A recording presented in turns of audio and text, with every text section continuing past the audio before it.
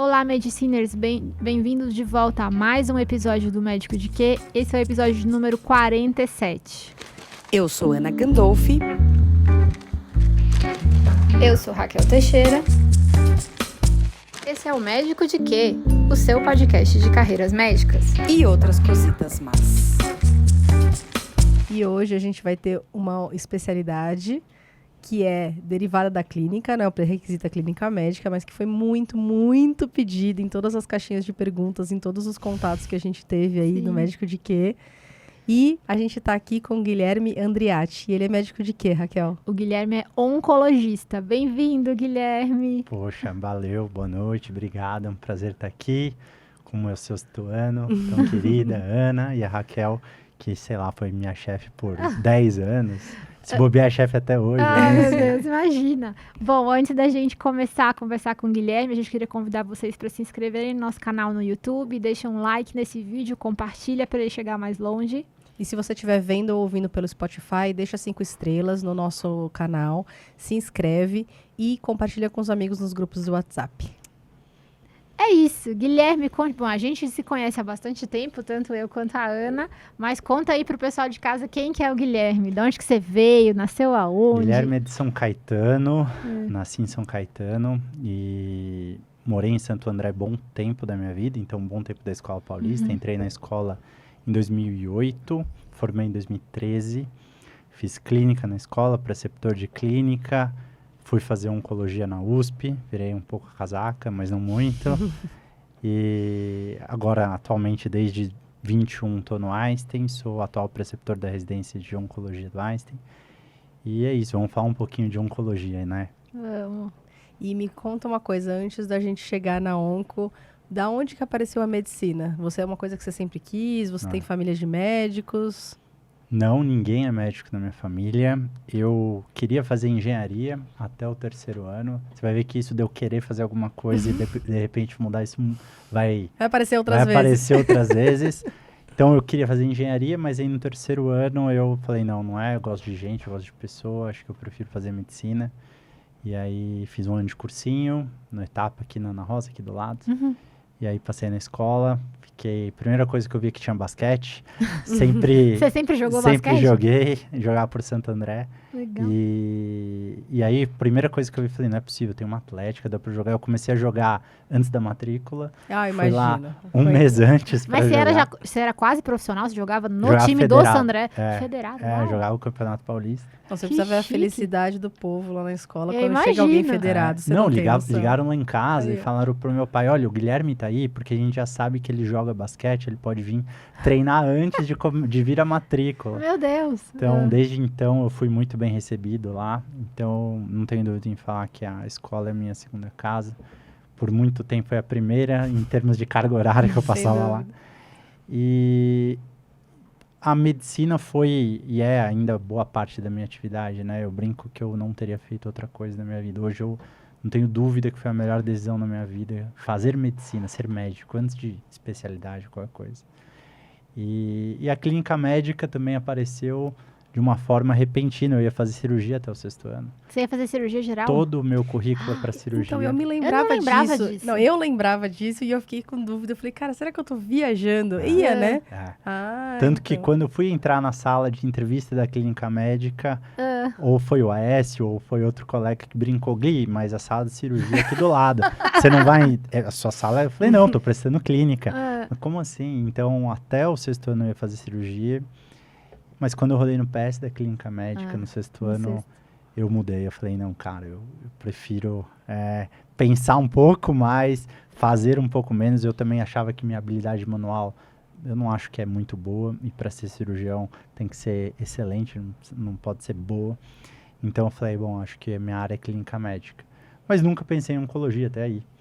E nossa, várias vezes mesmo que isso vai aparecer, eu tô adorando já. E aí, na clínica médica, eu falei, bom, todo mundo fala, você tem cara de cardiologista, mas não gostava de eletro, odiava eletrocardiograma. Realmente, é um deal breaker, né? Então eu falei, pô, não tem como, Que é o exame físico do cardio, não tem eletro, como odiar eletrocardiograma e fazer cardiologia. E aí, na R2 de clínica, eu tava um pouco ainda perdido. Pô, o que será que eu faço? Eu amava clínica médica. Isso é um parênteses, aliás, né? A escola me fez um médico, mas quem me fez médico de verdade foram 2 anos naquele pronto-socorro. Depois da residência de oncologia é lapidar um conhecimento, mas o Guilherme deixou de ser um interno de carimbo, realmente, para ser médico. Falar, meu, eu agora posso falar que sou médico depois de 2 anos naquele pronto-socorro. Gente, vocês falam tanto isso que eu tô querendo eu fazer clínica Cara, médica. mas é porque porque- senão é porque assim, não passa uma pessoa aqui que tenha feito clínica que não fala isso. É que você aprende, eu acho que também medicina, lógico, muito medicina, mas você aprende a resolver problema. Isso. Você aprende a hierarquizar os problemas e tentar resolvê-los de forma o mais rápido possível, de forma Isso. objetiva. Porque na clínica nunca dá pra resolver tudo, amigo. O doente nunca tem só um tumor no cérebro. É Tipo assim, que nem na cirurgia você vai resolver um problema. O paciente tem uma lista de problemas e a gente aprende a como tentar resolver o que dá, e não priorizar o que não dá, né? E Eu entregar o brinco que máximo hoje, pro quando eu paciente. recebi aquele plantão do Frente Fichas com 23 e eu olhava, era 11 da noite, eu tava achando onde estava o último paciente da lista. Isso me com certeza, depois desses 2 anos aí, eu falei, não, agora eu sou médico. Mas até então eu não sabia. Bom, e aí, o que eu vou fazer? Aí quando eu rodei na Hemato, a Hemato da escola é muito inspiradora.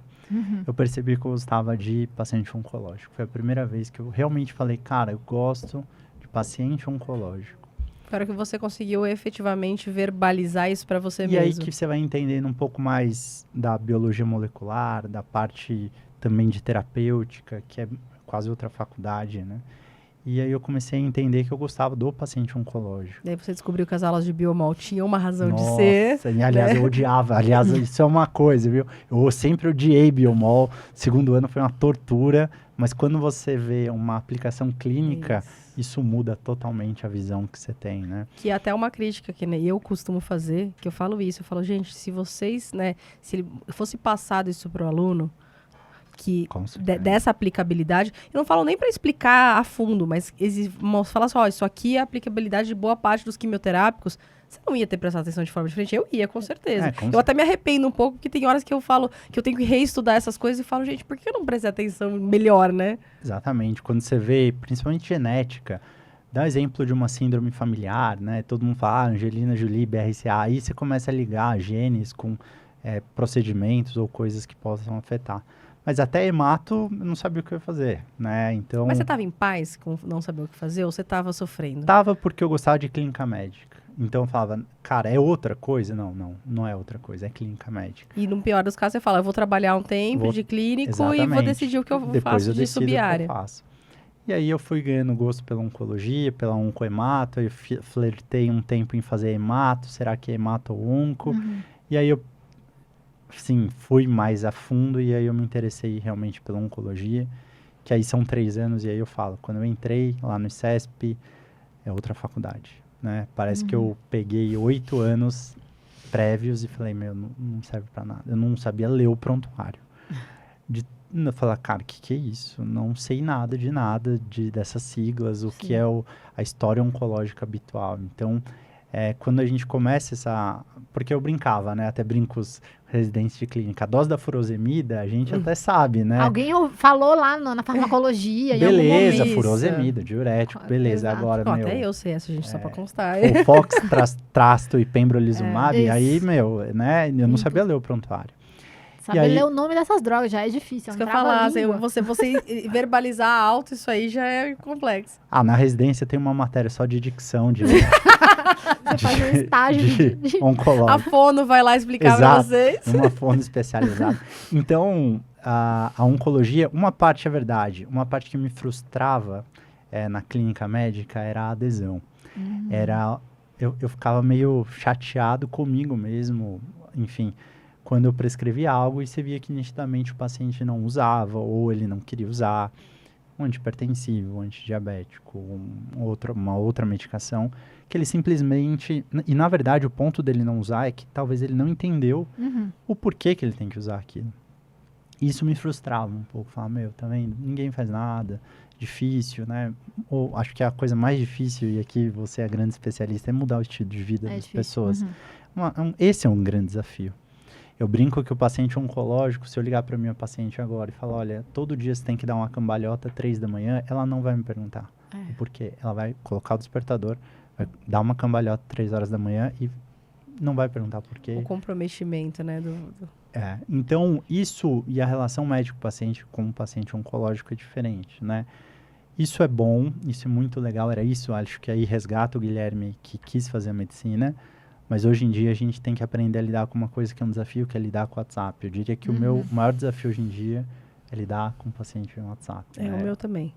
Eu entendo. Então, que bom que eu não sou o único. Não todo mundo. Porque é uma expectativa muito grande e são coisas que é muito difícil, né? Então, ele manda o laudo do PET scan para saber se a doença progrediu ou voltou ou não e quer que eu responda por WhatsApp. Não consegue, é difícil, né? É muito difícil, e aí você tenta marcar uma consulta, e aí às vezes não quer, e essa parte, então, para mim hoje o maior desafio é como lidar bem com mídias sociais, e principalmente com o acesso fácil que os pacientes têm a nós, né? Sim.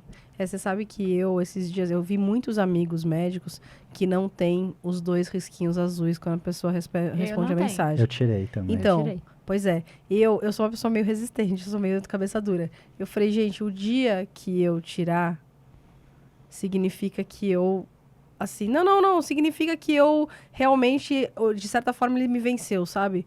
Porque, assim, eu acho que a pessoa tem que saber que, às vezes, eu li e não consegui responder na hora. Eu não acho, sabe, eu não posso me sentir pressionada de, ele vai ver que eu li e não respondi na hora. Não dá. Ou vai ver a hora que eu entrei no... Não dá, entendeu? A única pessoa que brigou quando eu tirei os 2 risquinhos não foi minha esposa, foi minha mãe. Não, a mãe tudo bem, né? A mãe ela pode, falou, eu não né? sei onde você tá agora. Eu não sei se você viu, né? Mãe pode, não, né? Mas eu acho que eu já tirei logo que pôde, porque aquilo era uma coisa muito ansiogênica pra mim. E eu tenho, no meu trabalho, que eu faço, um dos trabalhos, especificamente na universidade, lá qualquer coisa cria um raio de um grupo novo.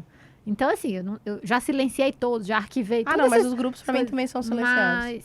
E aí, às vezes, as pessoas insistem e querem mandar mensagem no privado, e eu tenho muito paciente, né?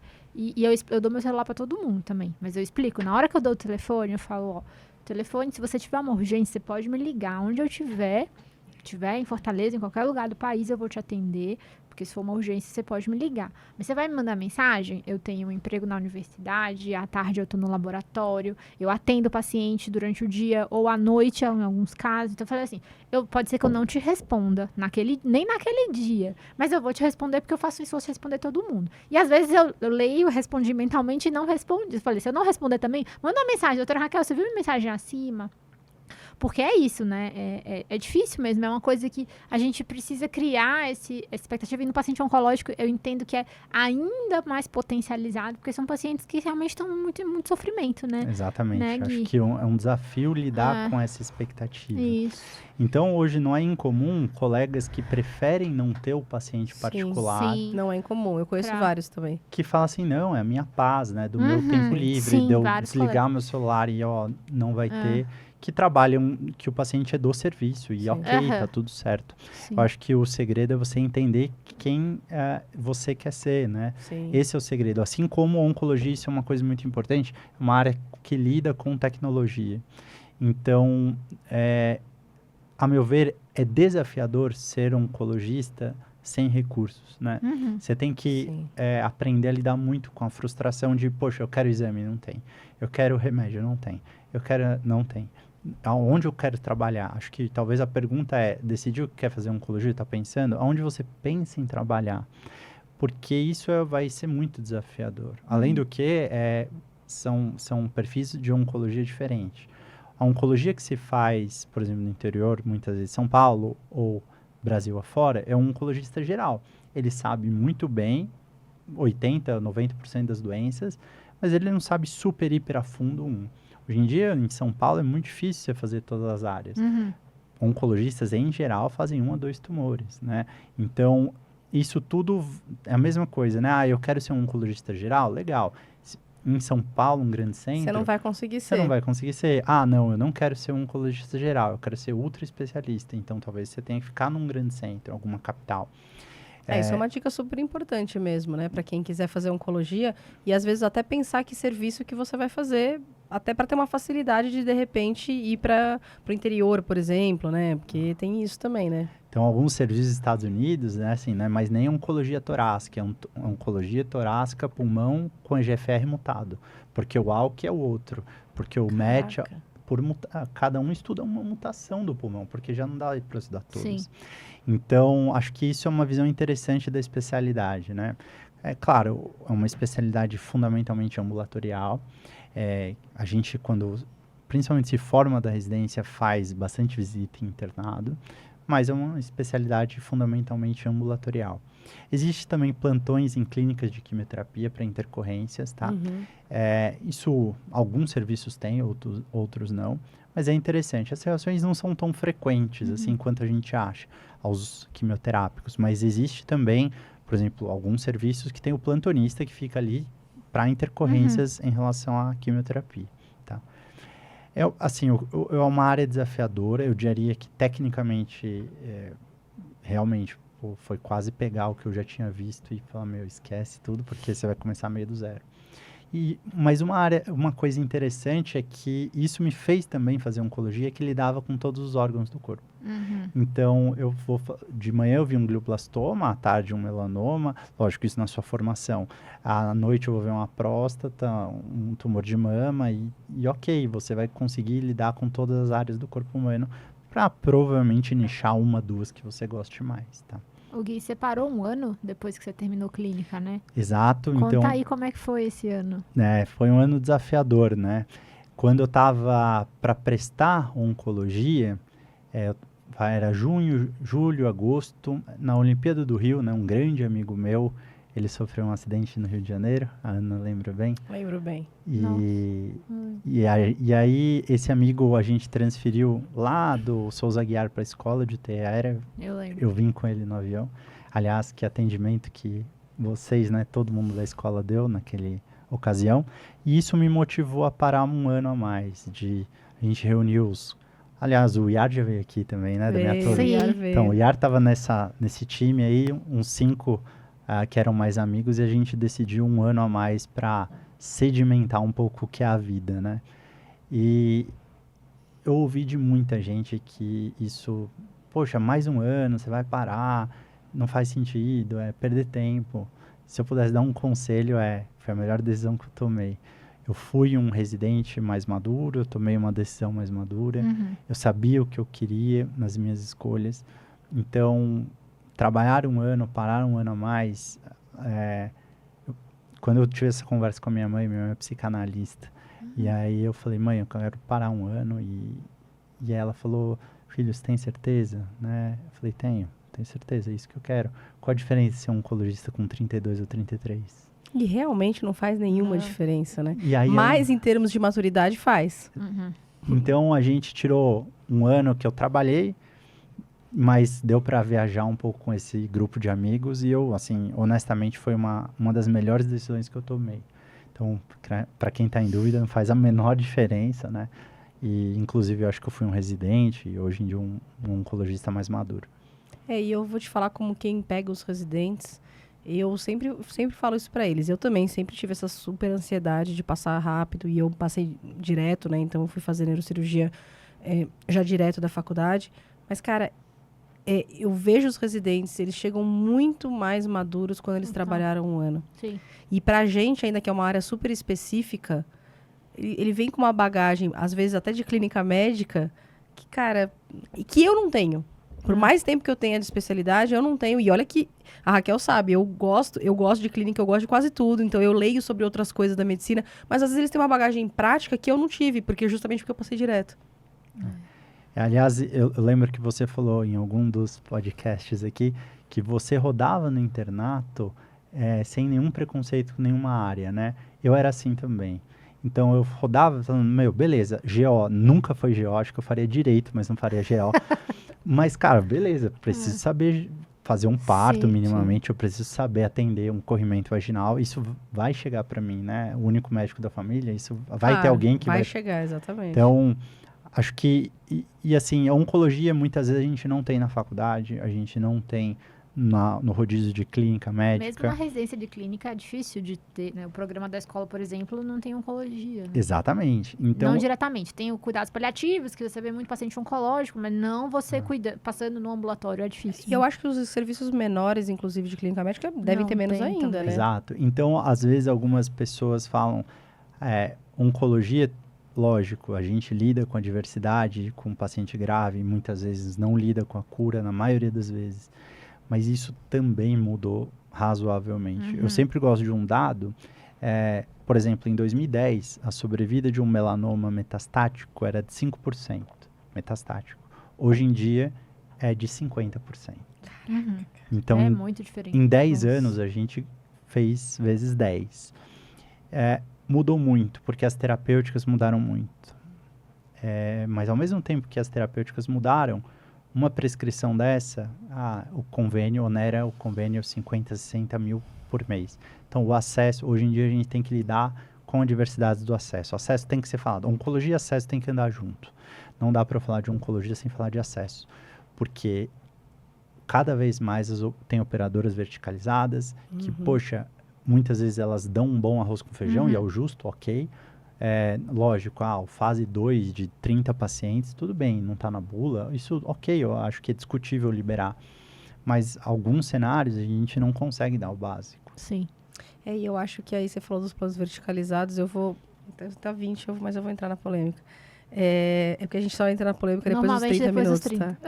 Mas é assim, eu acho que tem um outro ponto que é importante a gente falar, que assim, tem um viés muito grande, né? Porque o plano verticalizado, o médico que está ali, mesmo oncologista, enfim, todas as especialidades, ele é um médico que ele recebe o dinheiro do plano de saúde. Ele é contratado do plano de saúde. Então, existe um viés muito grande de muitas vezes ele não vai talvez oferecer a melhor terapia porque ele sabe que também não tem ali no convênio e quem paga ele o convênio sabe. Eu acho que é uma coisa muito complicada e eu imagino que uma boa parte dos pacientes às vezes tem dinheiro, vão pagar para um médico, né? Para você vai no seu consultório pagar particular para falar, doutor, qual que é o melhor tratamento? E daí você fica naquela coisa, às vezes com o que você falar, ele vai querer judicializar o plano dele. É uma matemática bem complexa. Exatamente. Eu acho que esse cenário de acesso em oncologia é muito complexo. E a gente tem que tomar cuidado. E a maioria das vezes, honestamente, não é que o colega não sabe. Imagina, ele sabe. Ele sabe, é que ele está blindado pelo sistema em tentar oferecer o melhor. Alguns colegas falam abertamente, olha, vê se não existe uma segunda opinião, né? Tenta procurar em algum lugar, porque algumas situações são muito desafiadoras. O pessoal procura muito, Gui, para segunda opinião nesses casos de plano verticalizado. Sim. Então, meu consultório é lá no Einstein. O acesso que o Einstein dá é muito o acesso aos tratamentos, né? A consulta, ok, tranquilo, né? Sim, dá para pagar. Dá para pagar. Quimioterapia, Exato. imagina que quimioterapia quase ninguém vai conseguir pagar do bolso, né? Muito Exato. mínima do país tem condição de pagar. Essa semana prescrevi um esquema lá que são 2 químios, 2 imunos para um pulmão. Aí a paciente, quero fazer a primeira dose particular, 120 mil. Então. Uma dose. Então, assim... Poxa. E não é um remédio dose única, porque se você faz um empréstimo, você penhora a sua casa, faz a vaquinha assim, online, né? Faz a vaquinha online. Os pacientes são muito assim com cirurgias, né? Exato, cirurgia dá. É uma cirurgia, quero operar, vou operar um tumor cerebral, um glioma, vou lá, faço a vaquinha, resolvo. Isso não, né? Não é assim. Não. Então, muita segunda opinião, e isso a telemedicina ajudou bastante, tá? A gente faz muita segunda opinião de... países da América Latina. É mesmo? Muito. Legal. Acho que é uma das coisas que a gente mais tem feito.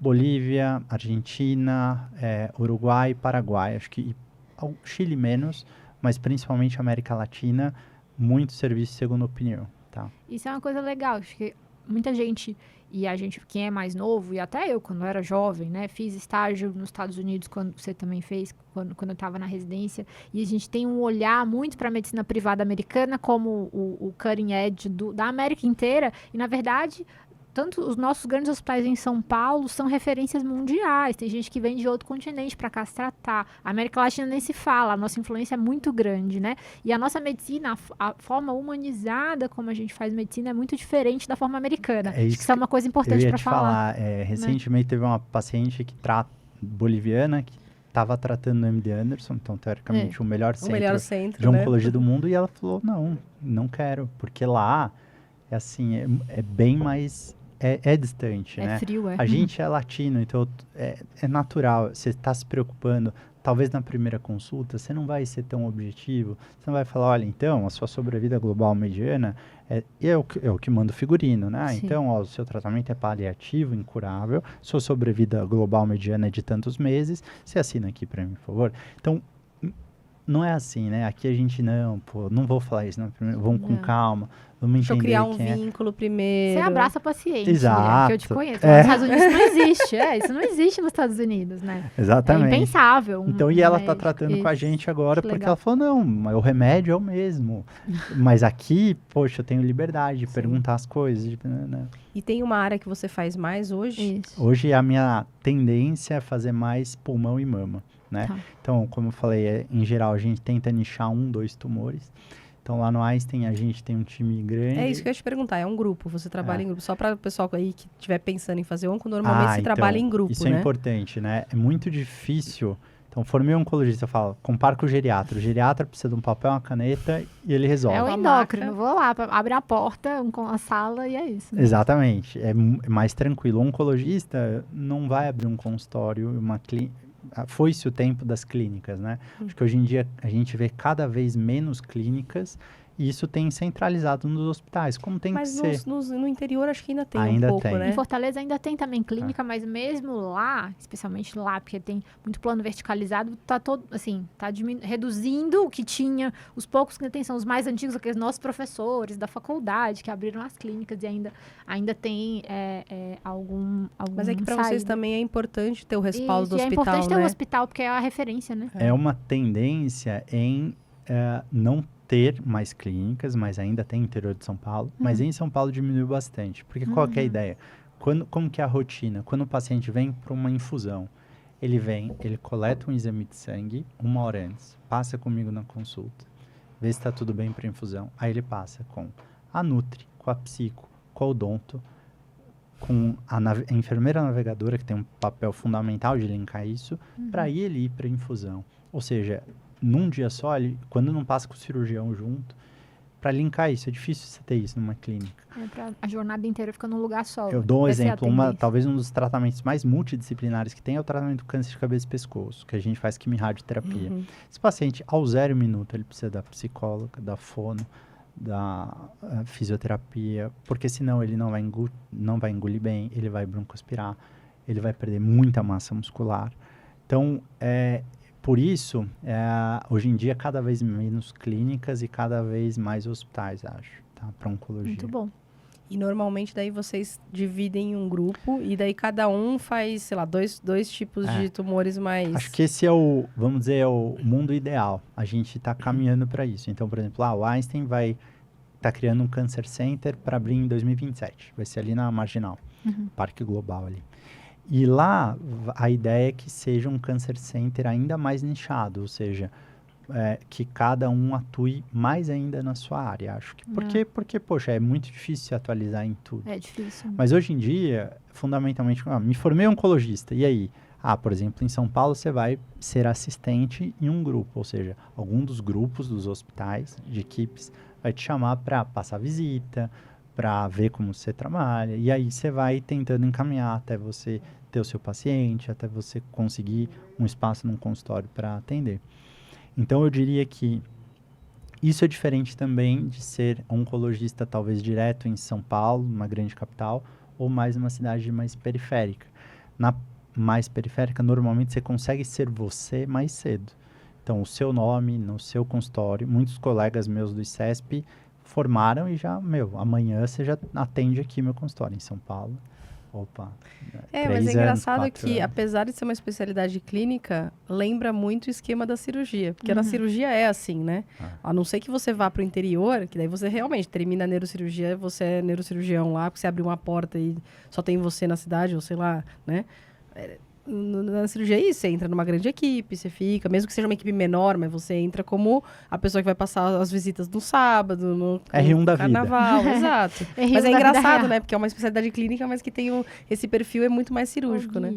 Mas voltando um pouquinho, diferente da maioria das especialidades clínicas que normalmente são 2 anos só, a residência de onco são 3 anos. Como que funciona?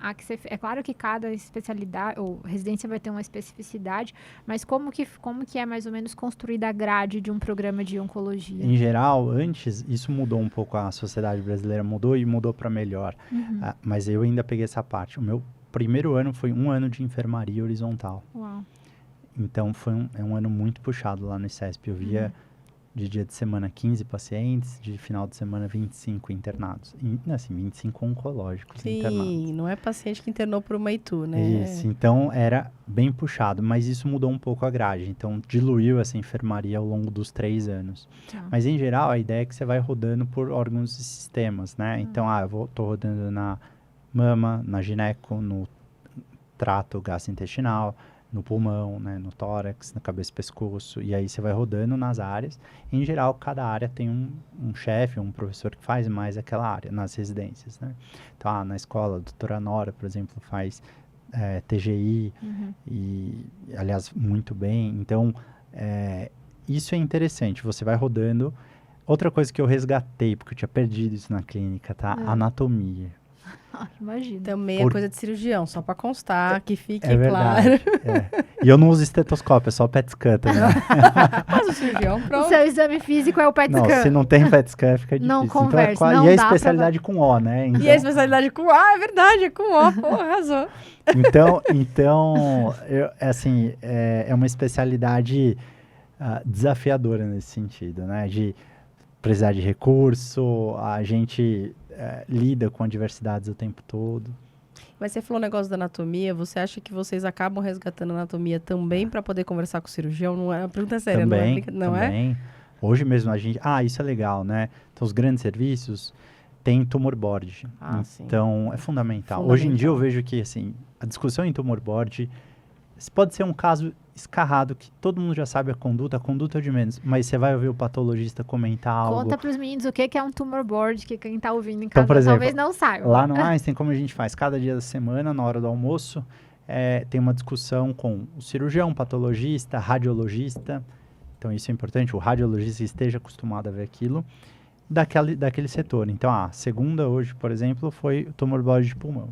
Então, a gente vai lá, os cirurgiões torácicos, os patologistas de pulmão, os radiologistas de pulmão, o radioterapeuta de pulmão, discute casos. E às vezes você fala, por que tá discutindo esse caso? Aí vem um comentário de alguém e fala, olha que interessante isso, não tinha olhado por esse lado.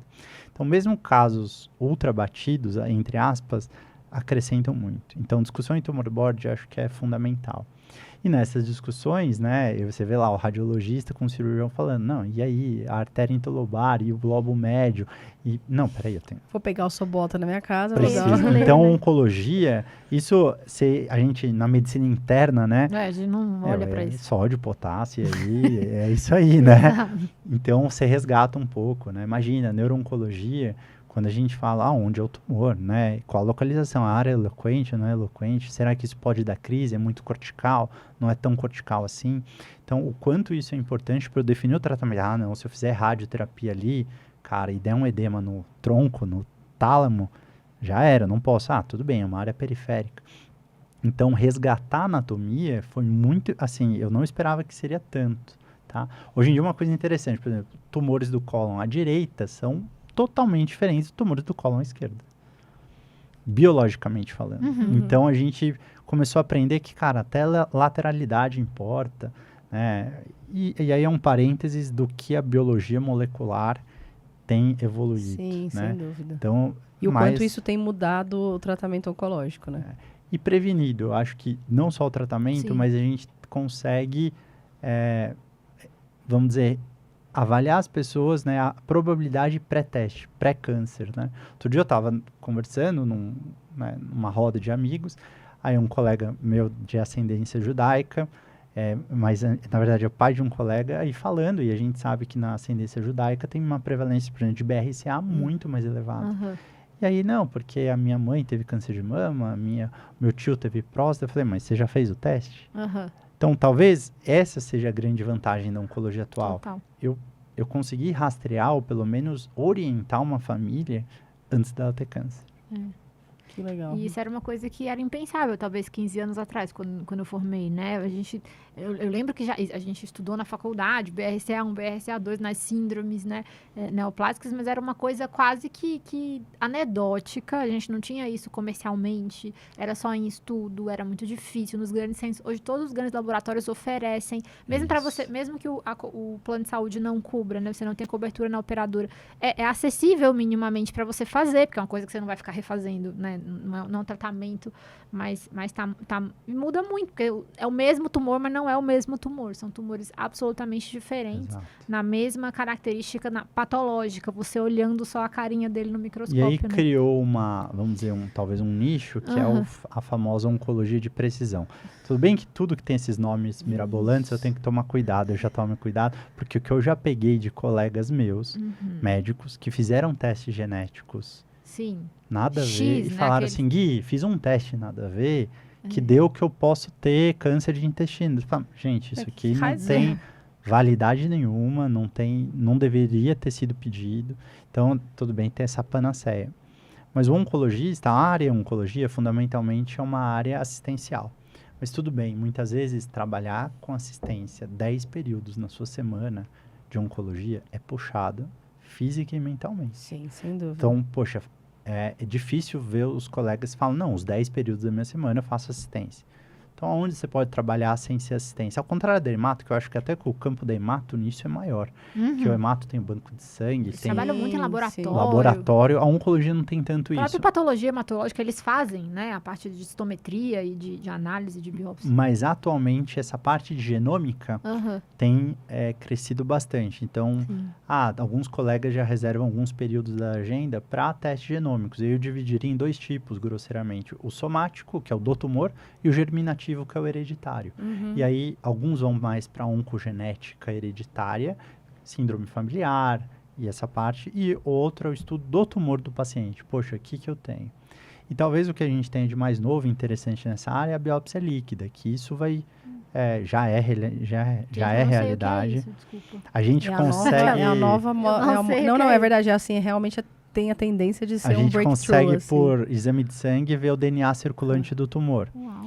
Então, isso já tem alguma aplicação na oncologia atual. E a tendência é que cresça cada vez mais. Exatamente. Né? Então, por exemplo, eu tenho um tumor de pulmão que ficou resistente ao tratamento. Por que ele ficou resistente? Eu tiro um sangue e vejo qual mutação que não tinha que apareceu para eu atuar nessa mutação, exemplo. Legal. E ela vai vir, e aí vai ser um perigo. Vai ser uma panaceia. É isso que eu ia dizer. Isso Ela vai ser... vir para rastreamento. Eu já olho. Vai virar vou fazer um exame de sangue e dizer que você tem câncer vai de ver não o sei CA quê, agora, vai virar o câncer CA. Exato. CA 125. O CA 125, o CA 199, do Exatamente. gineco que pede todo ano pra mulher que vai fazer... Isso, ultrassom de tireoide. Que eu fico bravo com os ginecos. Não, todos nós.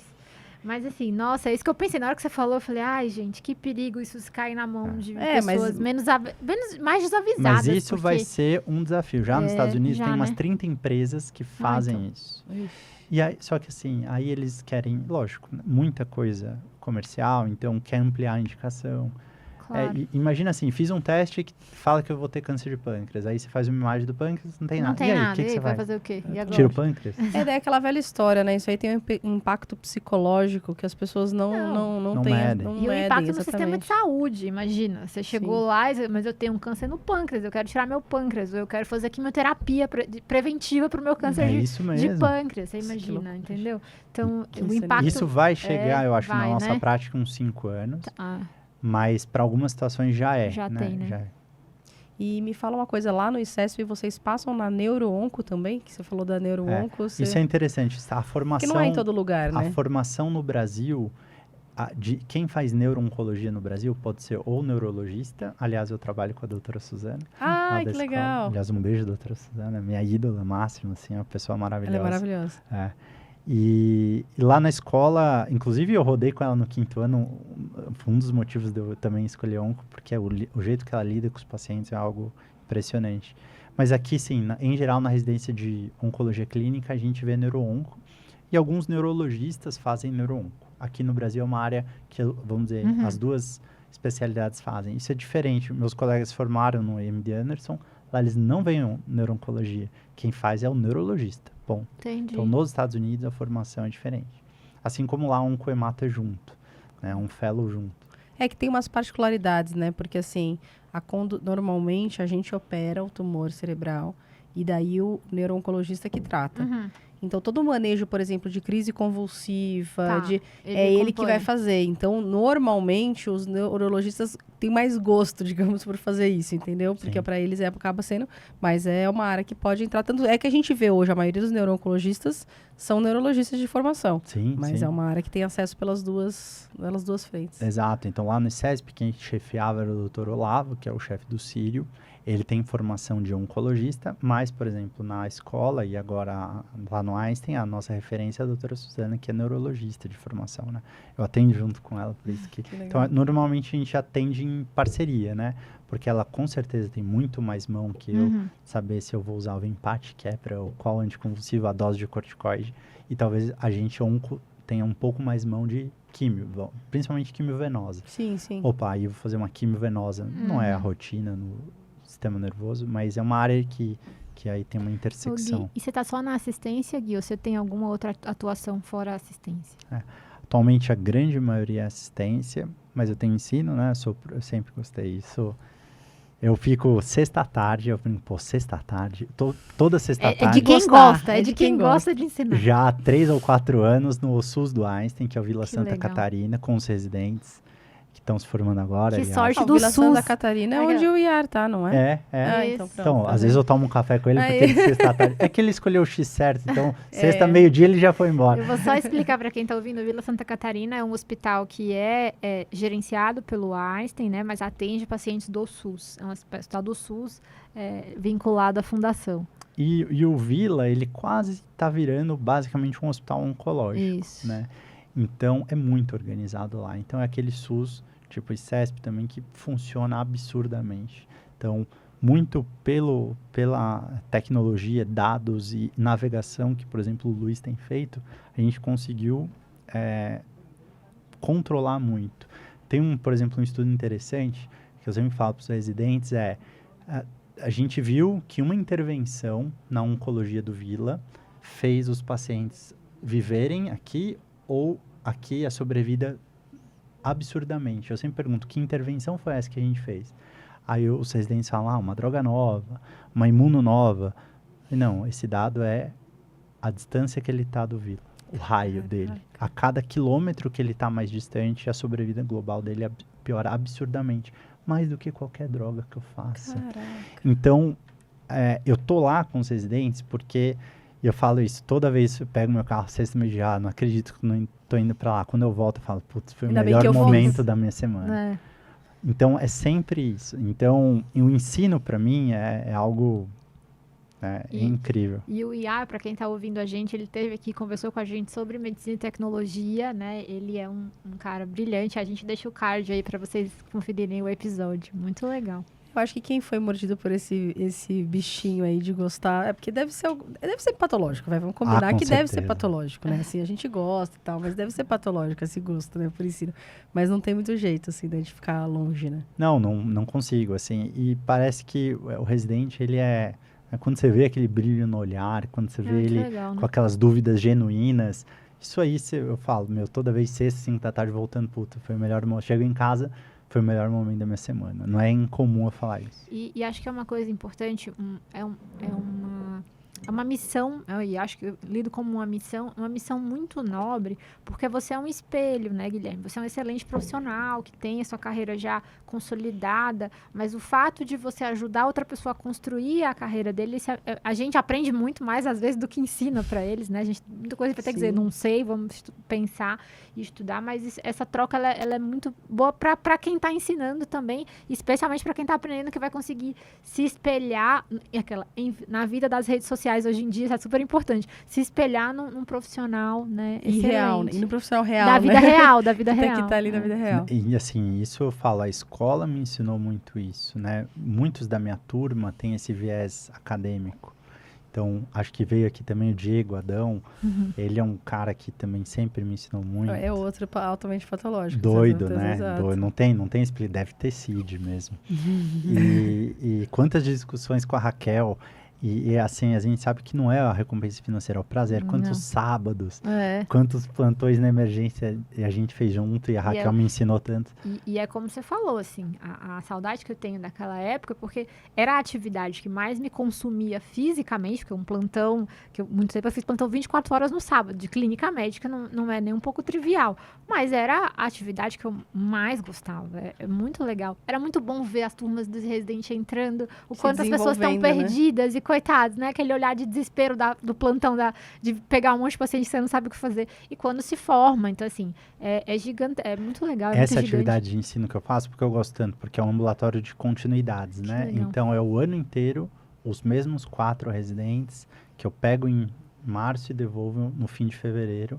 E eu vejo exatamente o quanto eles evoluíram em um ano. E a minha ideia é assim, o paciente é seu, a conduta é sua, a não ser que você venha com uma grande doideira aqui, a gente vai fazer o que você quiser. Então, situações muitas vezes dúbias, opa, vamos lá, quero ver, você quer fazer isso? Vamos lá, faz. Talvez eu não iria para esse caminho, mas não é nenhum absurdo, vamos fazer, o que você acha? Então, é muito interessante você ter isso. Isso, às vezes, eu falo, algumas residências, eu senti a falta, que a gente atende um paciente e, cara, retorno daqui 2 meses, retorno daqui 1 mês, ver, né? Você nunca mais vai ver o efeito da sua conduta. Não, e às vezes você é muito paternalista, né? Como preceptor, você é muito paternalista de você tomar a decisão e ter a palavra final. Não, isso eu tento, assim, ó, o paciente é seu. A não ser que você venha com uma grande doideira, a gente vai fazer o que você quiser. Muito bom. E eu vou fazer uma pergunta para você que veio dos nossos embaixadores. A gente tem um grupo de alunos que ajudam a gente, que são os nossos embaixadores, e eles perguntaram, e eu vou fazer a pergunta e vou até te dar o contexto, porque eu acho que é uma pergunta muito importante mesmo, de como que você faz para lidar com a carga emocional da oncologia. E eu vou te dar a minha perspectiva. Eu, obviamente, né, por ser neurocirurgião, eu também lido com pacientes muito graves. Talvez, se a gente for ver na gravidade, eu lido com pacientes mais graves do que os seus, mas eu, ali no meu dia de consultório, por exemplo, eu tenho algumas dores lombares e umas hérnias de discos cervicais que vão me aparecer e que, né, vai dar uma aliviada, né? Vai balancear. Então, exatamente, dar uma balanceada. Todos os pacientes, por mais que a gente saiba que tenha mudado muito a história natural do câncer hoje, os pacientes que chegam para você, e eu tenho a impressão que numa primeira consulta deve ser mais pesado, porque aquele paciente, ele não conhece você, então ele chega com todas as guardas dele, né, levantadas, porque ele não conhece você, por mais que você tenha sido bem recomendado. E é um paciente que está chegando ali com um diagnóstico que tem um peso muito grande. Por mais que você saiba que aquilo talvez tenha uma sobrevida muito boa, é um peso muito grande. Então, como que você faz para lidar com essa carga emocional? Então, isso às vezes, eu acabo um dia e falo, cara, as últimas 4, 5 consultas foram muito puxadas, né? Então, fora do hospital, eu acho que a gente tem que ter um tempo pra gente, e isso eu faço porque às vezes a gente não faz, médico não faz o que a gente prega. Então, atividade física só num hobby, eu adoro tentar desligar, fazer outras coisas para tentar amenizar um pouco disso. Quando a gente fala isso com o paciente, eu acho que o segredo é entender. O segredo da oncologia é o quanto aquele paciente é capaz de absorver a informação naquele momento. Isso é talvez um talento que a gente só vai aprender com muitos anos.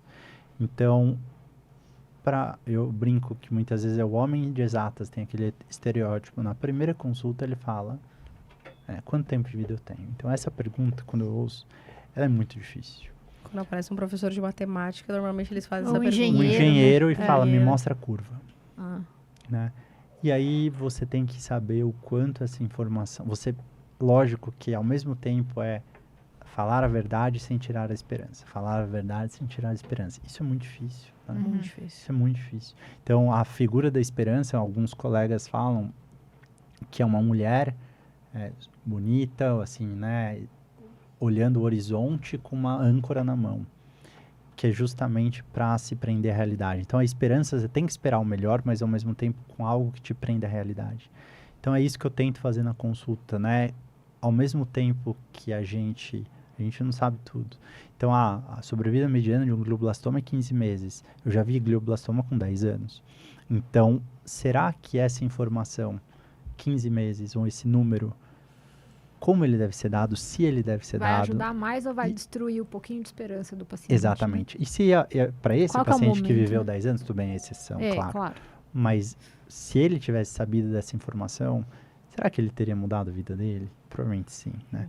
Então, acho que lidar como você vai passar, e ao mesmo tempo, é claro, aqui a gente tem que sempre trazer a realidade, né? Não minimizar, não falar, não é nada, manchinha, né? Não, né? Não é isso, o paciente sabe o que está acontecendo. E muitas vezes perguntar, acho que ouvir mais. Na verdade, acho que esse é o segredo. Saber o quanto ele quer saber. Porque muitas vezes a gente fala, eu tenho que falar, eu tenho que falar, eu tenho que falar. E às vezes falar é torturar. Ele já sabe até. Sim. E se a gente ficar falando, olha, mas você tem tanto tempo, tá, de vida? Ah, mas tanto tempo. A gente só tá... Sim. Agora, fora do hospital, eu acho que a gente precisa cuidar da saúde mental. Eu faço psicanálise, acho que é um dos momentos que eu mais consigo, talvez, parar e refletir, porque parece besteira. Do mesmo jeito que a gente vai e treina bíceps e tríceps, a gente precisa parar e refletir um pouco como foi a nossa vida, a nossa semana, né? É uma educação emocional também, né? Do mesmo jeito que a gente faz um treinamento do... E eu diria que, às vezes, a minha oncologia, muitas vezes, é impotência, né? Você se sente impotente. E lidar com essa impotência, a gente, ao mesmo tempo, eu não posso, como diz, ser muito sensível, senão eu não Isso. vivo. Aí eu não vou viver. E senão não resolve o problema do paciente que tem que tomar a conduta Precisa de um objetiva, técnico. né? Precisa de um técnico objetivo. Exatamente. E se eu não for nada sensível, aí também perdeu. Aí perdeu o Sim, sentido, perdeu o né? sentido completo, exatamente. Então, essa nuance... E esse balanço, essa linha é muito tênue, muito né? tênue. E às vezes a gente perde a nossa sensibilidade, às vezes a gente acha ela demais, e daí você tem vontade de chorar junto com o doente. Não, é muito E assim... Eu passei por isso muitas vezes também, por isso que eu Eu tô... sou humano, então já teve um caso de um paciente, ele tinha minha idade, 35 anos, um tumor de duodeno metastático, de Minas, que esse caso eu acho que eu cruzei a linha do médico-paciente. Em alguns momentos eu era mais amigo do que o técnico. E hoje em dia eu falo, isso faz uns 3 anos. Cara, esse caso eu acho que eu cruzei a linha, porque muitas vezes você se perde na hora de fazer cuidado paliativo, de falar, chega. É hora de parar. Não, pera, aqui eu só vou agregar sofrimento. Não tem pra quê, né?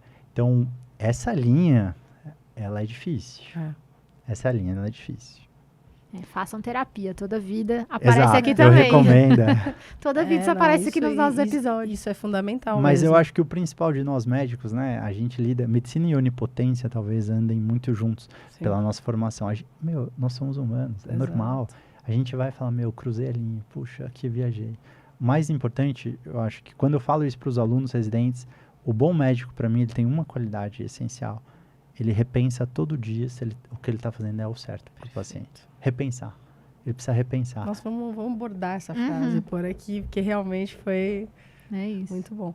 E você sabe que eu lembrei, porque você tinha falado no começo da medicina nos Estados Unidos e tudo mais, e agora você falou, a gente estava falando dessa carga emocional, e eu lembrei que eu até já indiquei aqui no podcast que eu li aquele livro Por um Fio, do Drauzio Varela. Né? Inclusive, Drauzio Varela, a gente tá fazendo uma campanha pro Drauzio Varela vir aqui no MacDico marquem ele até ele aqui, até ele descobrir a gente e conversar com a gente. Quem nos dera, né? E eu tava lendo esse livro e eu li num contexto super complexo de vida, porque na época meu pai tava tratando de um câncer e eu tava no segundo ano da faculdade. E eu lembro de uma história que me marcou e que talvez eu vá contar e quem tá lendo o livro agora fala essa história não existe. Não, porque é verdade, que a gente tem uma lembrança, às vezes a gente muda a história, né? Mas era uma história mais ou menos assim, que ele tava contando de um estágio que ele fez nos Estados Unidos, que a pessoa tava com câncer e que a mulher falou assim, olha, eu queria passar o Thanksgiving com meu filho, e ela tava na costa leste e ela queria ir pra costa oeste. E o cara falou assim, não dá, porque você tem que fazer o ciclo de químio aqui em 28 dias e vai cair bem no Thanksgiving. Ela falou, não, tudo bem, mas eu não posso adiar 3 dias para eu poder ir ficar com meu filho no Thanksgiving. E o médico falou para ela assim, não pode. Daí ele falou que ele ficou admirado, que a paciente foi muito resiliente. Ela falou assim, não tem problema, o ano que vem eu passo com ele.